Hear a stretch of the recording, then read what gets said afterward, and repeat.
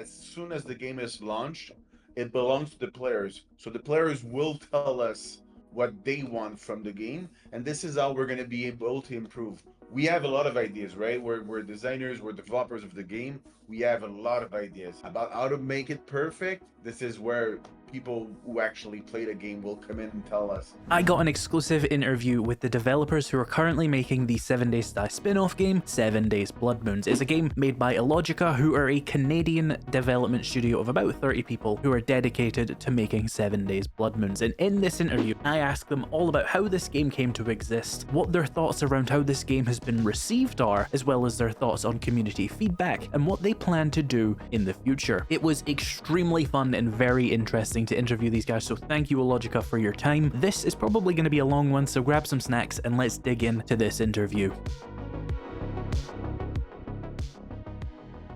The first question I had for you was, how did 7 Days Blood Moons come to exist? Did you guys have an idea and then approach the Fun Pimps, or did they come to you with it? That goes back to late 2022. Actually, we got put in touch with the Fun Pimps at that point, and we had some discussions together. It was not directed at first, and then we started to get to know each other, and then we thought, yeah, there's an idea that we could work on together. We brainstormed the hell out of it, and then that became a prototype, and that prototype eventually went into production and became Blood Moon. So that was kind of a bilateral thing. I mean, it was not coming strictly from one party. It was a common endeavor in terms of generating the idea. Interesting. That's really cool to know, because some people I think have definitely gotten the impression that the Fun Pimps kind of just came up with this idea that they wanted to put out and just got whoever was willing to make it. And I think showing that this was a collaborative thing you genuinely wanted to make is quite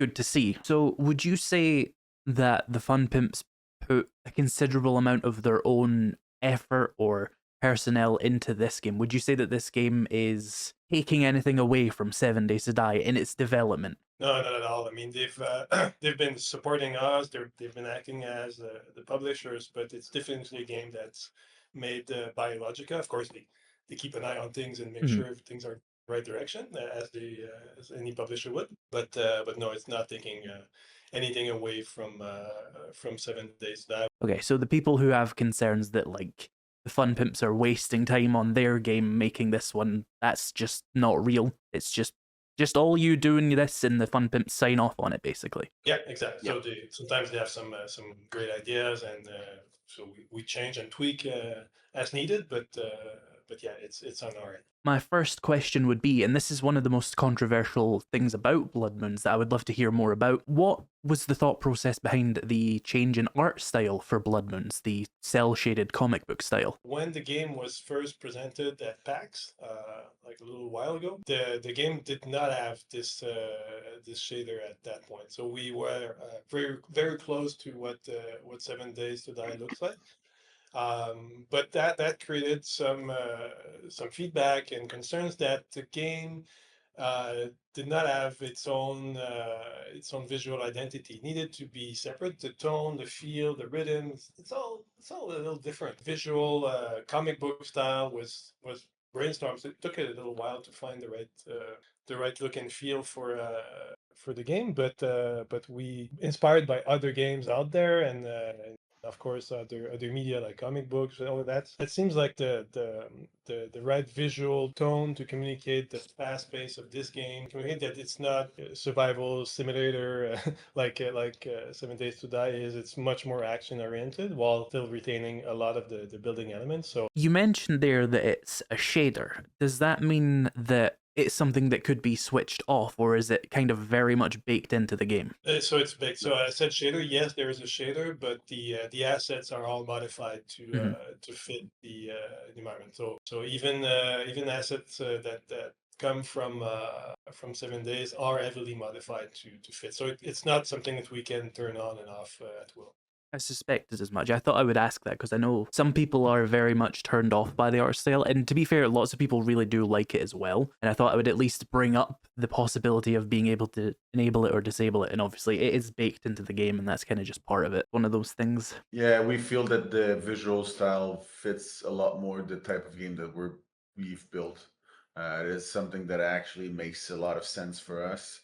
Looking at the visual comic, because of the faster pace and everything, we thought that it made a lot more sense to have that kind of visual style. Yeah, I can see the logic of that, but at the same time, the broader 7 Days to Die audience, if you were trying to appeal to them, they are very much a gritty realism crowd, and of course the style has turned some of them off for sure. But you just have to accept that some things are just not going to be able to please everybody. Exactly, exactly. So, and we knew that from the start, especially when we changed the art style. Basically, we knew that a certain percentage of 7 Days to Die players would not be interested by it, or even in terms of the different gameplay. I mean, it's not. We know that these are two circles, and there is a joint part in the middle. How big it is, that's for the next few months to show us. But basically, we knew that it was a certain percentage of 7 Days to Die players who would be interested in Blood Moons and would not be put off by the visuals. But the long term target is to expand the circle of people who are interested in 7 Days universe and that might not play the original game and might be interested in a more fast-paced PvP game like we're doing to play with their friends. So the target was to start from existing crowd and then move and expand upon the rest of the market. That's interesting to think about. So you're saying this game is less about giving the 7 Days to Die existing community something else to play and something about like expanding the broader 7 Days to Die community with new players who have something new for them to be interested in that might lead them into 7 Days to Die, for example. Exactly. So I mean, it's for sure. I mean, any existing 7 Days to Die player who's interested in the game, they're more than welcome to play, and they're the primary, like the initial audience for it. But the first step was to get them into the game, get some really good quality feedback, get the game in a really solid state, and then expand towards the rest of the markets. Because the 7 Days to Die game was sold by, I don't know, 20 million copies or something. So there's already a large audience for it, but how large can it be? So I mean, a different type of gameplay can appeal to people who wouldn't play the original game. Yeah, that is true. The survival part of the franchise can only appeal to so many people, so having other types of entries as part of the franchise does expand the potential audience. Which brings me to my next question really well, actually. This game has obviously not launched to a huge spike of players initially. Do you feel that it was failed quite badly by a lack of advertising? Because when I posted my videos on it, despite the fact that this game was on the front page of 7 Days to Die for almost a year, so many people just had never even heard of it until I spoke about it. And as far as I'm aware, the YouTube coverage prior was a couple of trailers which have like a combined 100,000 views. And I obviously don't know the insides of how extensively this game was advertised in more conventional ways, like on TV and stuff. But do you feel that more advertising would have led to a bigger start for Blood Moons? I mean, of course, having more players at first would have been better. I mean, we won't lie about that for sure. But it was not like we were not expecting a huge shockwave of success at first. I mean, we wanted to, and we know from past experience that building a live ops game, you start smaller and then you improve things and then you build upon that. And then once you know that you have something that's really strong, then you can apply some marketing efforts that are really well targeted and will convert into a paying audience, basically. So it takes a while. I mean, it's difficult to find the exact recipe. Of course, we play tested the hell out of the game, so we had a good idea that we were in the right direction. But some things cannot appear with just playtests. It just takes actual players to generate that feedback and that data. So and we're getting some really good feedback and data. So that part is pretty much a mission accomplished, and then we can build upon that. So you wouldn't say you are ambushed by the reception of Blood Moons or panicked about the initial low player counts. You were quite expecting a slow beginning. Yeah, we were expecting a bit of a faster beginning, but we were expecting some degree of pushback. I mean, we know in which universe the game is launched. There's an environment that we do not control at all, and we have to live with that, and that's fine. But it was a little tougher than expected, but we expected some difficulties in front of us. We knew what we were getting into. I want to talk about the gameplay next, specifically of the real meat of the game. And I played a couple more hours of Blood Moons last night to get a feel for all the changes you've made, and it does feel better. In particular, I enjoy the removable crosshairs. We've been asking for that in base 7 Days to Die for a very long time, and it's nice to see that already in Blood Moons. My question, or I suppose my feedback here, would be that the Survivor game mode in particular, and we'll start with the negative here, is I think it's rather shallow, and especially, and this is where I want to get your thoughts, are you aware, because I don't know your familiarity with 7 Days to Die, are you aware that very much a lot of the Survivor game mode can be replicated in 7 Days to Die by a server admin who knows how to use console commands, basically? Is that something you were familiar with before you made the game? We've played the 7 Days to Die a lot. There's a lot of mods and a lot of people that can do a lot of things on it. We knew that the concept we had was something different. Is it something that's close to something else on the market? Maybe, but the combination of the zombie master plus the survivors is something that we always aim for since day one. So this is something that, yeah, of course, it might remind you of something else. Whereas this in our game, for us, this is the crux of everything. You know, this is the way that we wanted the players to come in the game. And as for the shallow comment, this is something that we've been working on. We want to make sure that players have fun throughout the games. And it seems to be that way, right? Most of the people that actually play the game, get involved in the game, have fun, but we want to build on that. We're not saying that we have all the answers right now, and that's why we're talking to you, right? Because we want to get your feedback. We want to improve. That's the goal. The goal is that as soon as the game is launched, it belongs to the players. So the players will tell us what they want from the game, and this is how we're going to be able to improve. We have a lot of ideas, right? We're designers, we're developers of the game. We have a lot of ideas about how to make it perfect. This is where people who actually play the game will come in and tell us, okay, we're looking into this. And for stuff like the crosshair that you mentioned before, this is something that people asked us. For us, it was easy to do. Let's put it in, and we did the feature for it rapidly because we thought, okay, this is important for some players. Let's put it in because they want to see that, and this is exactly the way that we're going to be building the whole thing.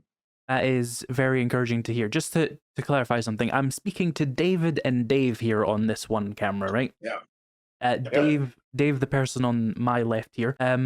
I think you'll be quite surprised with how well received that statement you've just made will be, because that's very encouraging to hear, and it's quite different to attitudes we've seen in the past with other developers. So that's really good to hear that you're that engaged with your community, which does bring me to some feedback I have about the Survivor gameplay in particular, and why I call it shallow is when you spawn in, you have your compass in, there's the blue loot caches, we'll call them, and you go and select them, and then you go straight to wherever you defend, and then you fortify it and you fight, and that's the core Survivor gameplay loop of Blood Moons. What I was thinking is that there might need to be a little bit more depth to that, in the sense that giving both the Zombie Master and the players more ways to affect the overall game throughout each round would be an excellent way to give more depth and strategy to it. So just off the top of my head as an example, you could have things they need to achieve to be able to win the game as the survivors rather than just surviving. Maybe they need to build a vehicle, for example. Or you could do things like they need to engage with like a radio thing to call in more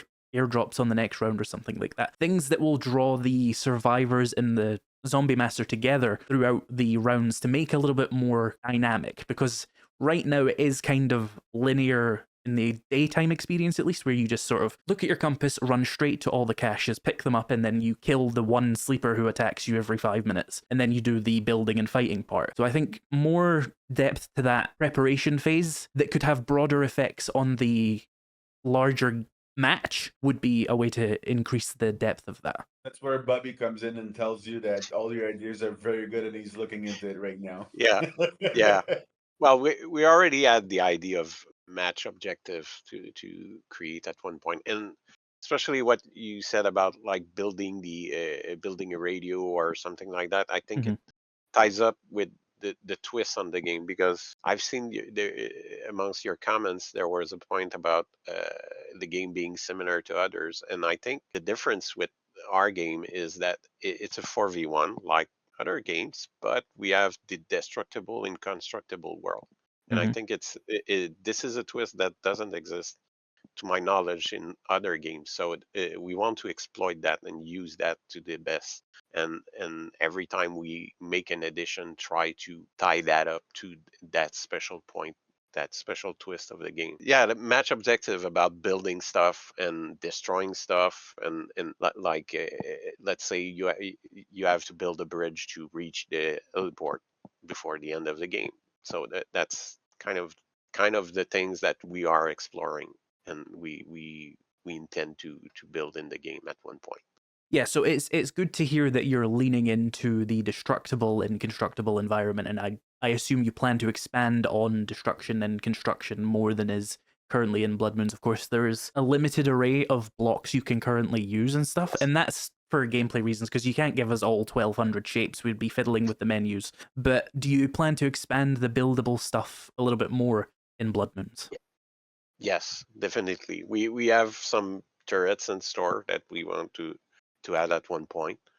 And also we explored other kinds of blocks, more like big, larger prefabs at some point. I don't know if we'll add that, because so far we're not sure of the results, but it's definitely part of the plan to try to add more blocks, more different blocks to the game. Otherwise, though, I do think the Zombie Master game mode is extremely fun, assuming you can get into matches of it. Of course, I had my matchmaking issues. Now we're currently working with the lobby system, which was much faster for getting into games and stuff, even with less players, so that is good. My one consideration of feedback I would give for the Zombie Master is that it's often quite easy in my experience to win as the Zombie Master with a few simple strategies, because you're so concentrated on that one location. So that brings me back to the point of giving the survivors more things to do. It may be valuable to give them nighttime objectives that would affect the broader match as well. Indeed, maybe you could give the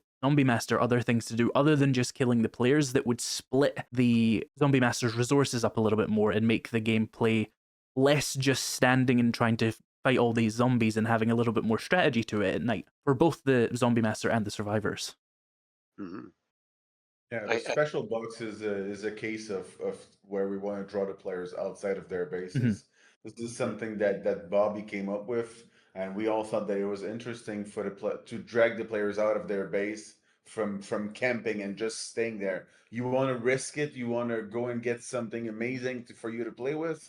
Go and risk it, but you're dividing your forces, right? You're in a situation where you won't be protected. If you all go, well, the base is going to be destroyed. So this is a balance that we know that we have to still work on, to get the right balance of the zombies try to destroy the base, try to kill all the survivors, but what else is there to do? Is there something that we can, do traps with zombies, do blocks with zombies that they can actually reach you faster or stuff like that? We have the super jump for the zombie master where it can actually reach higher. So we have all these things that we want to look at it from from the spectrum of, does it add more strategy to your approach to the game, right? So this was always the question we were asking ourselves, is does it create an interesting strategy? And I think that we have a good foundation there, but it hasn't been realized for all the parts of the game. And this is why this call for us is very interesting. And I'm sure Bobby's been taking notes since the beginning of the call, and he's going to take some more, I'm sure. The special box I did notice was like a really good twist on the gameplay that made me leave the comfort of the base and stuff. I did think there needed to be a little bit more of that every round, because obviously the special boxes don't come every single round as far as I've seen. Giving the players ways to, again, like I said, affect the broader match each round would be a good way to do that, other than just, collecting loot would be something to do there. I also had the idea of like turning it kind of on its head with the survivors and the zombie masters, perhaps you could have a VIP zombie, and now the zombie master has to focus on defending something instead, and the survivors have to go on the offense, and that would, really twist up the gameplay if that happened every few rounds or something. That's Yeah. interesting. We also thought about other modes like a team of two survivors against a team of two survivors against the zombie master. We've had some ideas where we're playing with them a lot in our heads and designing them. We just want, for now, the focus was on let's make sure that the base game works properly, and we know that there's still ways to go on the base game, right? But we have a lot of ideas for what's coming up. Like the two versus one, we felt was interesting because right, if you, just thinking about it, if you want to go get the loot, there might be some other people fighting for it, or you might go against the zombie master, which is something that we thought was interesting before, or just adding the one versus the four, where we thought, okay, that concept is really good. We understand it. Let's make sure that we nail all the aspects of it, and once we have that, we can move on to other modes. Because as you know, dividing the different modes, Mhm. dividing the community will actually make less people in each mode. So we want to focus on the main one, making sure it works properly, and then moving on to something else that we know that it's going to be fun also. Yeah, that makes sense. You don't want to dilute a small player base already with different game modes like that. Do you have plans at all for narrative content in this game? Stories, characters, overarching like campaigns where it could just be linked together different types of Blood Moons things, but I know this game has some vague inspiration at least from tabletop games because you can see that in the menu art and the zombie master is clearly a dungeon master sort of analog. Is there an idea for a longer campaign idea for this game? We If haven't. if you're allowed to tell me. Yeah. Honestly, we haven't dug in that narrative side that much, but it could be interesting. Like I think there could be very interesting idea. So what are your reactions to the people who think this should have been a DLC for 7 Days to Die itself? Well, that's a simple answer. If they would have seen the amount of work that we put in the game, they would know that it wouldn't be a DLC. Seriously, we've been working on that game for more than 2 years, 2.5 years or so, with the prototype before, and with a team of 30 people. We don't consider this as a DLC at all. We consider this as a full game on its own. And we know it's people coming from 7 days mostly that have that kind of common. Mhm. Uh, People who actually come from outside and play the game. It's a full experience in itself, right? Mhm. So that's our perspective on it, is that you don't need any prior experience in 7 days to actually enjoy Blood Moons. If you do, well, good for you. And we've seen 7 days players are amazing at Blood Moons. They catch it super quick and know all the tricks to it. And once they start playing the Zombie Master, then it's an entirely new game to learn. But from our perspective, we've never saw this as a DLC because of the amount of work that we've put into it, and also the fact that it's it's it can rely on itself. It's not Yeah. part of a whole ecosystem of other things. Mhm. Well, there's also a big chunk of the work that we did was to have dedicated servers, Mm. and this is something that you can't do easily in a DLC, and it ties up to the idea of, like David said earlier, about trying to reach a broader audience, because when you have to set up your server, it takes a lot. It takes some technical knowledge to set it up and then connect to. Whereas in our game, you start the game, you press join match, and you can join the match immediately. So yeah. So it's more about the emphasis on this being a standalone game, and it would severely limit its appeal if you first had to buy 7 Days to Die, which is like $40 or something right now, considerably. There would be a lot less potential people to play the thing that you've spent your 2.5 years working on. And I would say also the Zombie Master was quite a big chunk and quite difficult to create. To start from the 7 days engine and integrate that into it, I don't think it would have been that easy to put in a DLC. It would have been very disruptive for the 7 days team. So it was better to keep things separate in terms of production. Yeah, that's also a fair point. Making those two things interact would take away time from the main 7 Days to Die team, which I'm sure people wouldn't really want because they like their game. Do you have any, even vaguely in the future, do you have plans to expand this game to the console audience at all? Actually, yes.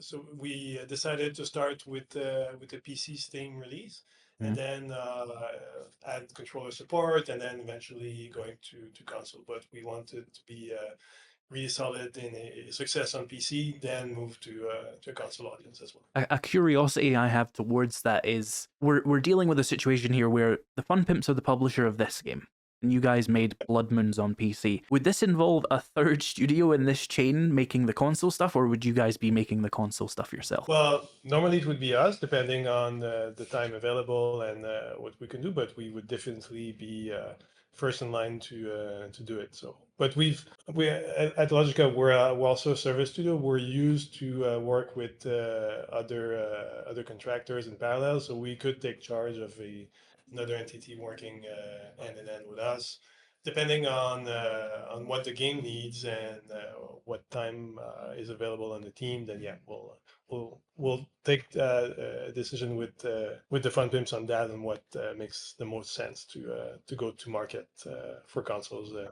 I think if you ask the Fun Pimps, they're going to tell you to do it yourselves because they obviously have been burned very severely by what happened to the original console port of 7 Days to Die. So I'm sure they would prefer for you to do it. We know that we a few stories about that. Yeah. Do you have any plans to change the model of how this game is monetized? For example, do you plan on doing free to play with more monetization on the skins and stuff, or are you dead set on keeping this as like a $10 currently, $20 when it comes out video game? So initially, just to go back in time a bit to answer the question properly, so we were debating between making it a free-to-play game or a paid game. There are some potential issues with going straight to free-to-play. Some players will not like that. They will not like the monetization aspect, even if it will be only just for cosmetics and never for a pay to win type of monetization. But nevertheless, it's sometimes a little touchy with some players. So we decided to go for a low price to enable players to get into the game and then have access to the content in there. Like we're seeing and you're seeing that there's a low player count. So getting some players into the game without asking them to pay at first is also something that's very interesting for us. We were thinking about solutions to go in that way without having necessarily to go fully free to play. So that's what we're looking into. I think we have can't talk about the details just yet on that topic, but I think we have a good solution in front of us that we'll be able to announce hopefully pretty soon. So that it might be a best of both worlds type of situation. I hear what you're saying about like if you put too aggressive a monetization thing for even your cosmetics. For example, the big one that every game has nowadays is like battle passes. You might burn some of the consumers there. They might be like, oh, this is another microtransaction game. What I would say to you on that front, quite frankly, is your game already has cosmetics to pay for the in-game skins, and quite a lot of the consumers there have already been burned by that. They see it as like, oh, we have to pay for skins that are basic outfits in the vanilla game. So in that sense, I think you've kind of already dealt with that concern. Unless you planned on completely removing microtransactions, you wouldn't really get those people back. And the people who are comfortable with the microtransactions are probably pretty comfortable with something like a battle pass or other cosmetic monetization options, as long as you don't constantly advertise them in their faces, because that's the big thing people really hate, is like they open the game and they're greeted with 7 battle passes. And yeah, our stance on the cosmetics thing was this is an add-on. If you play the game, you're gonna be able to get the one that you want, but we didn't expect people to monetize specifically for that. It's just that if you start the game, you say, "Oh, I really, really want it now." Mhm. There's an option for you, right? But else, aside from that, you're grinding. While you're playing, you're grinding to actually be able to get it. And this Yeah. is why the meta game that we've been working with has been changed throughout the early access. And this is why it's still an early access game, right? Because we're still figuring out a lot of people get involved in the game. And like I said before, we want players to be satisfied by, okay, I'm able to get this. Not everyone's able to get it. I feel special about getting it because I have played more. There you go, right? Hmm. It's just not a situation where we want people to come in and say, "I want to spend a lot of money." This is not our take on it. We want players to have fun, and once they have fun, they go in and they can get whatever they want from playing, right? That's the goal in the end. I think it is worth noting as well that since the initial release of the game, you have increased the amount of. I realize I've not actually learned what these are called. Is it called Blood Dust, the free Yeah. currency? Blood dust and Yeah. bloodstones. Yeah, you do get a lot more of that per round. I think I got like 300 in one game yesterday. So you get a lot more, and it is, and obviously the price of all the cosmetics has been cut in half, at least right now. So it's a lot more possible to just grind your way to all of those skins. So it isn't necessarily monetized in the sense that you have to pay $5 to get the assassin outfit from base 7 Days to Die. It's just that you can, is the difference there, and you do get a fair bit more blood dust. So that is a consideration. Do you think, and this is more for absolute clarity here, would you ever consider putting in any kind of pay to win mechanics to the game? Things like being able to buy the resources to upgrade and stuff. No, we don't like that. It's not. I mean, there's some game markets who are okay with that. Let's say in China, etc. But we're in North America. We don't really like those methods. So yeah, no pay to. I kind of expected that, yeah. Even though it's not exactly winning, is for the first cohort of the game or the people at the top. It's whoever is progressing faster than the other will win. So if you give them a way to progress faster in the game, you're giving them Yeah. a way to win through money, and we don't want that. And Blood Moons is a game where progression does matter quite a bit. So if you gave them the ability to purchase the crafting materials, they would immediately have a very good gun compared to people who may not have the money to do that and would have to earn it, and they would be at a disadvantage. I kind of suspected you would say no to that, but I like to make these things absolutely clear just for the benefit of you, so that you're never misconstrued in your words that what they mean actually is putting microtransactions for this in, and that, like, just get it clear that you don't plan on putting pay to win mechanics in. Yeah, for the grinding thing, I think it's also a matter of balancing that. We'd rather have place the balancing so it's too grindy at first and make it less grindy than the opposite. So we already act upon that, but might happen also, and also it gives us the possibility of creating events or like the match objectives that we were talking. If they give more crafting materials, well, you'll get there faster. Yeah. And same for the XPs. It's yeah, there's a reason why we went for a bit too grindy rather than not enough. You've basically answered what my next question was going to be, which would be, what would you say about, like, people saying this game's progression is quite grindy? And I understand your point there about, like, it is probably better to start off too grindy, because if you make it way too easy, well, everybody who first played has already unlocked everything at the end. They've got no reason to come back. Yeah, people are going to be happier if we tell them it's less grindy. Whereas if we tell them it's more grindy, they're going to be mad. That's also a very, very good point.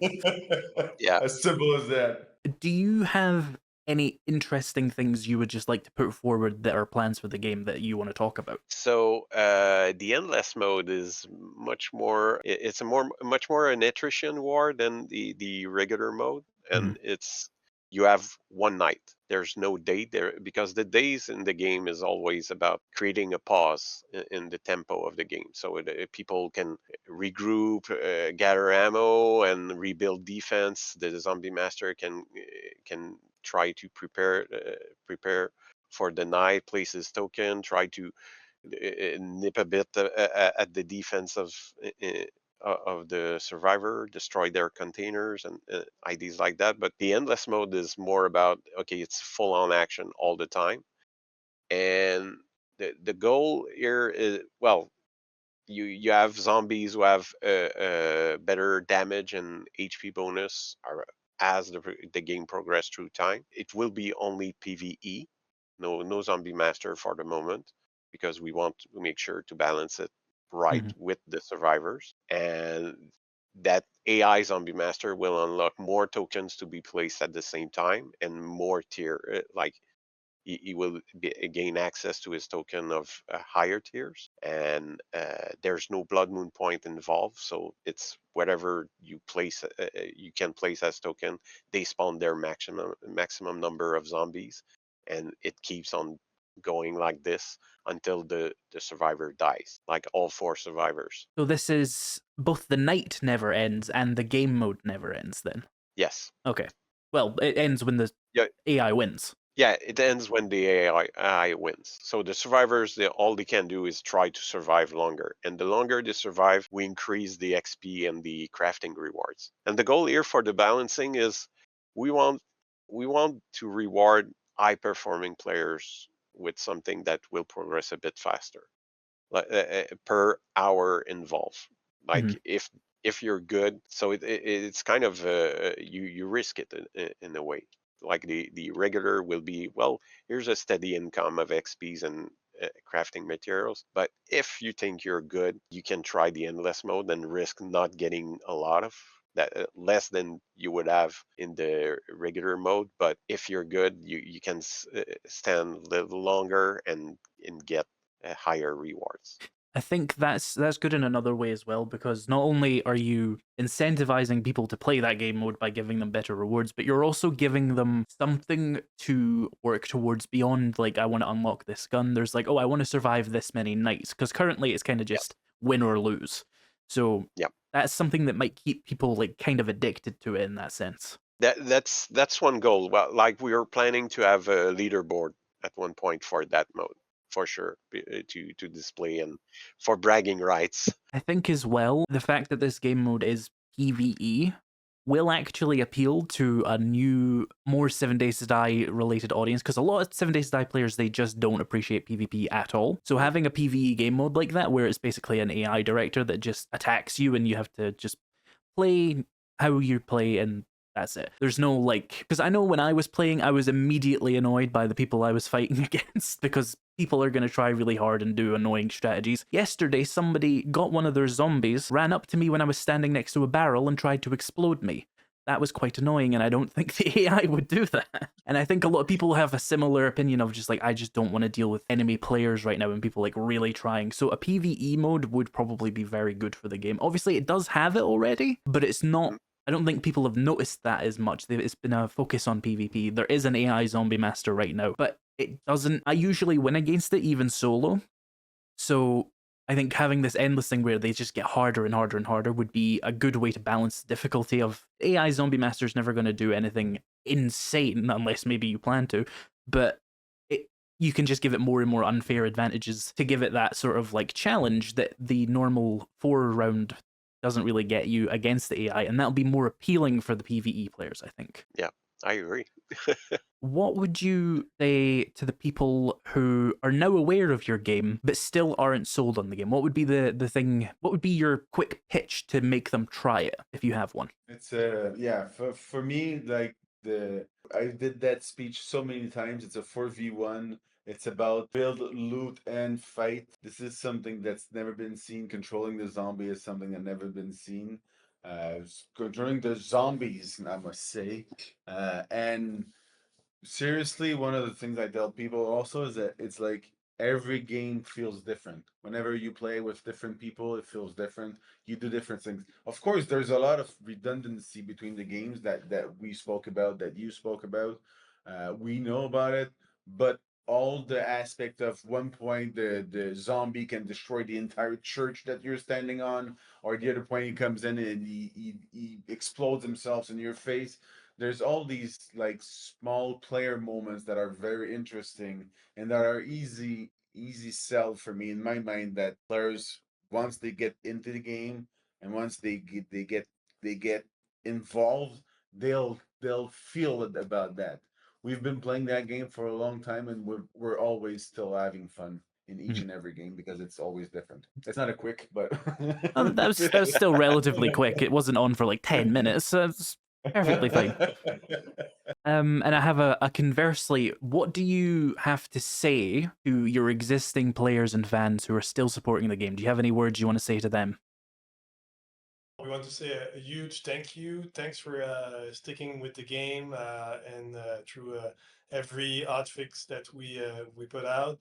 Things haven't started perfectly, but we're improving the hell out of the game as quickly as we can. So their presence is highly appreciated. Their feedback even more so. So keep it coming. We like to see them there, and we really enjoy actually playing with them. When we have a minute. So yes, so a big thank you. Yeah, thanks a lot, people. And Yeah, don't hesitate to join our Discord, send us comments, send us feedback.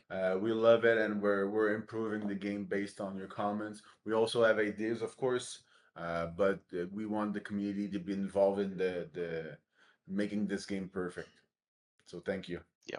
Thank you. On Steam, it currently says expected early access period 6 to 12 months. Would you say that that's still roughly what you're expecting? Yeah, that's still the plan. It's not an exact science, but that's what we aim for. We're not aiming at the 10-year early access period. Nobody wants that. So Okay. it's fairly short.